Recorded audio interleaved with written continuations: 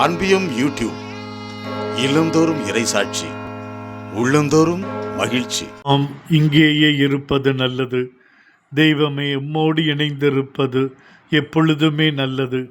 பேதுரு உமது அற்புதமான மாட்சியை, இதுவரை தான் பார்த்திராத ஒரு உன்னதத்தை, கனவிலும் நினைத்திராத ஒரு காட்சியை, தான் இதுவரை படித்திருந்த கேட்டிருந்த விவிலிய மாமனிதர்கள் மோசே, எலியா மாட்சியுடன் பார்த்த பொழுது என்ன சொல்கிறோம் என்று அறியாமலேயே சொன்ன வார்த்தைகள், மகிமையின் மேகம் அவர்களை சூழ்ந்த பொழுது தேவ பிரசன்னத்தின் அனுபவம் வெளிப்பட்டது. தந்தையின் குரலொளி, திருமுழுக்கிலே அன்பார்ந்த மகன் நான் பூரிப்படைகிறேன். அதே வானக தந்தை தோற்றம் மாறுதலில் இவருக்கு செபிசாயுங்கள் என்று இன்னொரு பணியை, செயல்பாட்டை சுட்டி காண்பிக்கிறார்.